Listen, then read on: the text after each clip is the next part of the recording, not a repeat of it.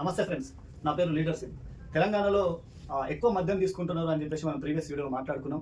అయితే తెలంగాణ వాళ్ళు ఇంత పెద్ద మొత్తంలో తీసుకోవడానికి గల కారణాలు ఏంటో తెలుసుకోవాలి. దాని తర్వాత జరిగే పరిణామాలు అంటే దుష్పరిణామాలు ఏమున్నాయో తెలుసుకోవాలి. దాని తర్వాత మనము ఎట్లా నివారించాలి అనే దాని మీద కూడా మనం మాట్లాడుకున్నాం. అయితే ఇంత పెద్ద మొత్తంలో మనం తీసుకోవడానికి కారణాలు తెలుసుకునే ప్రయత్నం చేద్దాం. అయితే మనం ఏ ఊరికైనా సరే, లేదంటే ఎక్కడికి వెళ్ళినా సరే, ఒక పాల దగ్గరికి పోయినాం అనుకో, పాలు అడిగితే మార్నింగ్ 11-12 ఆ టైం అయిపోయిందంటే ఊర్లలో పాలు దొరకడం చాలా కష్టం. కానీ మద్యం మాత్రం ఖచ్చితంగా దొరుకుతుంది. అంటే విరివిగా దొరుకుతుంది మద్యం అనేది. ఏడుకైనా సరే నాకు ఇగో పలానా మందు కావాలి అంటే పెద్ద పెద్ద బ్రాండ్లు లేకపోవచ్చు, కానీ పల్లెటూర్లలో కూడా అన్ని రకాల బ్రాండ్స్ వచ్చేసినాయి. అంటే బెల్ట్ షాపుల వల్ల అంటే తెలంగాణలో దాదాపుగా 2 లక్షల బెల్ట్ షాపులు ఉన్నాయి. మరి ఇంత పెద్ద మొత్తంలో బెల్ట్ షాపులు ఉంటే ఎందుకు తాగరు కదా? తాగడం అనేది కామన్ అయిపోయింది. ఎట్లా అంటే వాళ్ళకు ఏ అవసరం వచ్చినా కూడా చాలా తొందరగా దొరుకుతున్నటువంటిది మద్యం. అయితే తొందరగా దొరకడంతో పాటు దావతుల పేరుతోన కూడా ఎక్కువ మొత్తంలో దావతుల పేరుతోన ఒక ఉద్యోగం వస్తే దావత్, లేకపోతే ప్రమోషన్ వస్తే పార్టీ చేసుకోవడం, లేకపోతే పెళ్లి కుదిరితే పార్టీ, పెళ్లి అయితే పార్టీ, పిల్లలు కుడితే పార్టీ, పిల్లలు పెద్దగా ఈ ఫస్ట్ ఇయర్ బర్త్డే పార్టీలు, పెళ్లి రోజు పార్టీలు, ఇట్లా రకరకాల పార్టీల పేరుతో కూడా మనం ఎక్కువగా తీసుకుంటాం. అంటే తెలంగాణలో మర్యాద అనేది చాలా కామన్ కాబట్టి మన ఇంటికి ఎవరైనా చుట్టాలు వచ్చిందనుకో ఫస్ట్ వాళ్ళకి తీసుకురావడం, మద్యం తీసుకురావడం, తర్వాత చుక్క ముక్క అనేది మన తెలంగాణలో కామన్. ప్లస్ దావతులలో ఎక్కువగా డబ్బులు ఖర్చు చేసేది కూడా మనమే కాబట్టి ప్రతి పండుగలు కూడా ఎక్కువ ఎవరికి ఉంటాయి, మనకే ఉంటాయి. పండుగలలో కూడా ఎక్కువ మనమే ఉన్నాం కాబట్టి పండుగలలో ఏ చిన్న పండుగ వచ్చినా కూడా మనకు దావత్ అనేది, మద్యం అనేది చాలా ఎక్కువగా తీసుకుంటున్నటువంటి పరిస్థితిలో ఉన్నాం. అయితే వీటి వల్ల ఏం జరుగుతుంది, తెలంగాణ సమాజము, తెలంగాణ యువత ఎటువైపు వెళ్తున్నారు, వీటన్నిటి గురించి కూడా మనం ఆలోచన చేద్దాం. ఒకటి, ఈ కారణాల విషయానికి వస్తేనేమో ఇవి ఉన్నాయి. మరి మనం విరివిగా దొరకడంతో పాటు మిగతావన్నీ కూడా మనకు కామన్గా తెలిసినటువంటి విషయాలు. దావత్లు, పండుగలు, పబ్బాల పేరుతో మనం ఎక్కువగా మద్యానికి ఖర్చు చేస్తాము. తర్వాత ఇప్పుడు మద్యం ఎక్కువగా తీసుకుంటాం. అంటే రోజుకు ఒక 30 ml తీసుకోవాల్సినటువంటి మద్యము 90 ml, కామన్గా 90 ml. ఆ 90 ml తీసుకోవడము, తర్వాత ఇంకా విరివిగా తీసుకుంటే క్వార్టర్ తీసుకోవడము, హాఫ్ తీసుకోవడం. ఎంత అయినా నాకు ఎక్కలేదు భయ్, ఎంత అయినా ఎక్కలేదు అనడము, అందరి ముందర వాడు ఫుల్ తాగుతాడు భయ్ ఈజీగా. ఇట్లాంటి మాటలు కూడా కొంచెం వాళ్ళను ఇంకెక్కువ ప్రోత్సహిస్తున్నట్టు అనిపిస్తూ ఉంది. మరి ఏం జరుగుతూ ఉంది, వీటి వల్ల ఏం నష్టం జరుగుతూ ఉంది అంటే మనం బాగా ఆలోచించాల్సినటువంటి విషయం ఏంటంటే వీటి వల్ల జరుగుతున్నటువంటి దుష్పరిణామాలు ఏవైతే ఉన్నాయో అవి మన సమాజానికి, మన వాళ్ళకు తెలియకపోతే ఇంకా వాళ్ళు ఇబ్బంది పడే పరిస్థితిలో ఉంటారు. ఒకటి, ఆర్థికంగా నష్టపోవడం. ఎందుకు ఆర్థికంగా నష్టపోతాం అంటే మనం చేసుకున్నటువంటి కష్టం ఏదైతే ఉందో అది 100, 200, 500 సంపాదించుకునేటోళ్ళు, లేదంటే దినసరి కూలీలు, లేదంటే ఒక ప్రైవేట్ ఎంప్లాయీ కానీ, లేదంటే ఒక ప్రభుత్వ ఎంప్లాయీ కానీ 10-15%, మోర్ దెన్ 20% కూడా వచ్చినటువంటి శాలరీలో వీటి కోసం ఖర్చు చేస్తే ఎట్లనో ఒకసారి ఆలోచన చేయండి. నెక్స్ట్, ఉదయం ఛాయ్ తాగే బదులు మనలు 90 ml తాగేస్తుంటున్నాం. అంటే మనం పని చేయడము ఓకే, అలసిపోతున్నాము ఓకే, కానీ వీటి వల్లనే కాదు కదా మనం ఆ ప్రభావం అంతా ఆర్థికంగా నష్టపోవడం జరుగుతుంది. తర్వాత అనారోగ్య పరిస్థితులకు ఇబ్బందులు పాలవుతున్నాము. ఎక్కువ తాగడం వల్ల కాలేయ వ్యాధులు వస్తూ ఉన్నాయి, గుండె సమస్యలు వస్తూ ఉన్నాయి, నాడీ వ్యవస్థ మొత్తం పనిచేయకపోవడం అనేది జరుగుతూ ఉంది. ఇవి అనారోగ్యమైనటువంటి సమస్యలు వస్తూ ఉన్నాయి.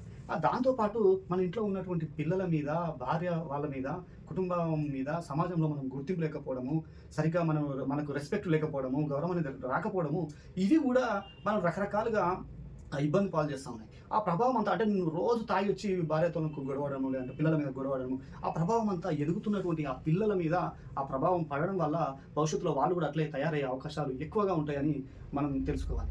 నేషనల్ ఫ్యామిలీ సంఘం ఏదైతే ఉందో వాళ్ళు కూడా ఆర్గనైజేషన్ వాళ్ళు కూడా చాలా క్లియర్గా చెప్తా ఉన్నారు. 10 సంవత్సరాల కాలంలో 50% మద్యం తాగేవారి సంఖ్య, మందు తాగేవారి సంఖ్య పెరిగింది అని చెప్పేసి చెప్తా ఉన్నారు. మరి ఇదంతా కూడా ఎవరు చేస్తున్నారు అంటే 16 years నుంచి 35 మధ్యలో, 40 years మధ్యలో ఉన్నటువంటి వాళ్ళు ఎక్కువగా దీన్ని విరివిగా ఎక్కడ పడితే అక్కడ తాగడము ఇవన్నీ జరుగుతూ ఉన్నాయి.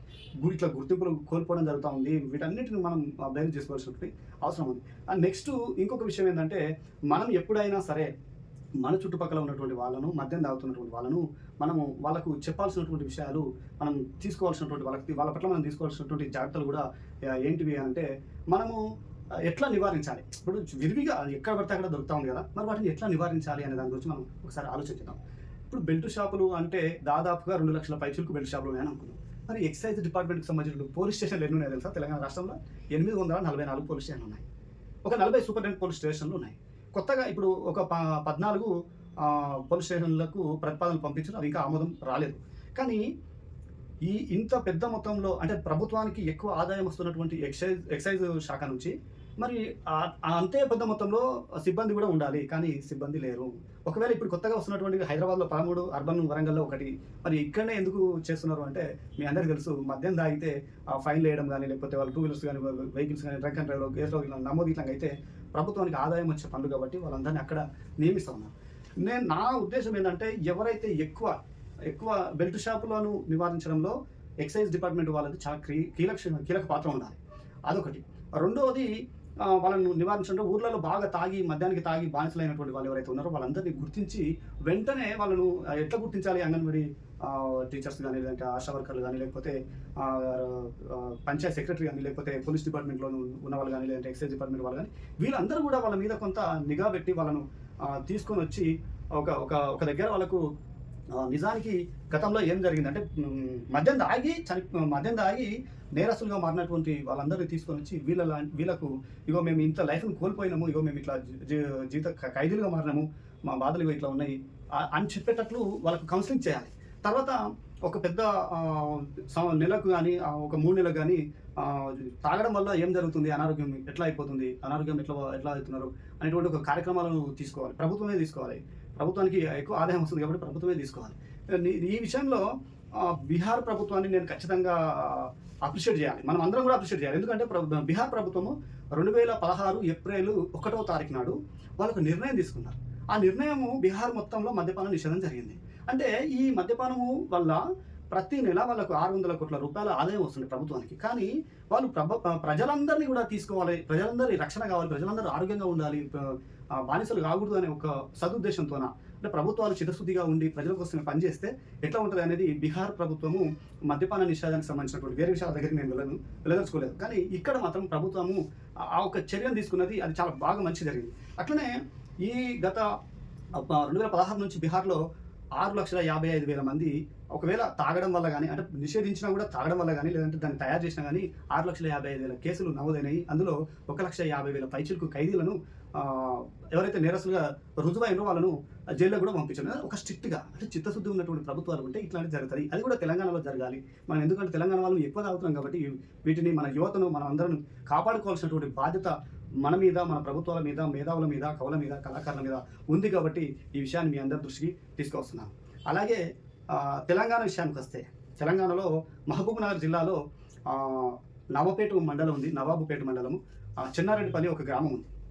అయితే వాళ్ళు గత 15 సంవత్సరాల నుంచి ఆ ఊర్లో బెల్ట్ షాపులు అనేదే ఉండదు. చాలా చాలా గొప్ప విషయం. 15 సంవత్సరాల నుంచి కంటిన్యూస్గా ఉండడం అంటే అది మామూలు విషయం కాదు. అట్లాంటిది వాళ్ళు చేస్తూ ఉన్నారు. అంటే వాళ్ళకు ఒక నిర్ణయం తీసుకున్నారు. అది అట్లనే స్ట్రాంగ్గా ఉంది. ఎవరైనా తెచ్చుకోవాలనుకుంటే బయటకు పోయి తాగడమే కానీ ఇంటికి వచ్చి చుట్టాలు ఇట్లా వచ్చినప్పుడు కూడా నేను వాళ్ళని అడిగి తెలుసుకున్నా. చుట్టాలు వచ్చినప్పుడు ఏమైనా తెచ్చుకొని ఉండడమే తప్పితే అంటే ప్రత్యేకంగా ఊర్లో మాత్రం అమ్మడం అనేది లేదు. దానివల్ల కేసులు కూడా నమోదయ్యేటివి చాలా తక్కువనే అని చెప్పేసి ఒకటి వాళ్ళ నుంచే తెలుసుకున్నటువంటి అంశం.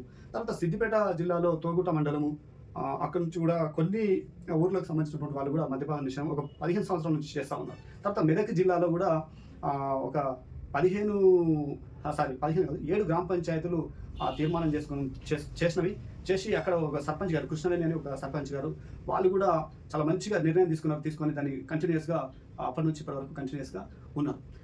తర్వాత ఒక ఊరు నుంచి ఒక ఊరికి మద్యపానం నిషేధం అనేది జరుగుతూ ఉంది.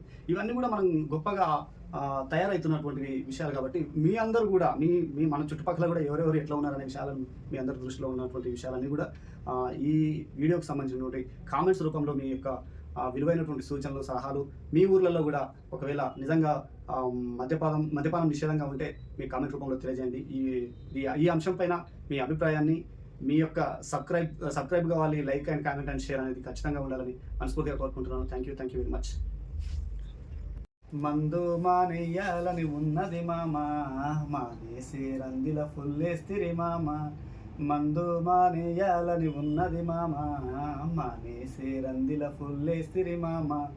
తెల్లారితే తాగొద్దని ఉంటది మామ, తలకెక్కెనని పొద్దున పెగ్గేస్తివి మామ.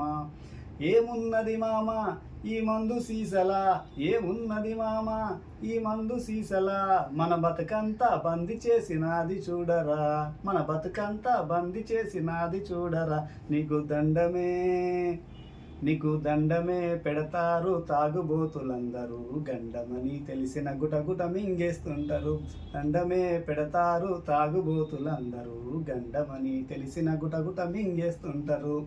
రైట్. సూపర్.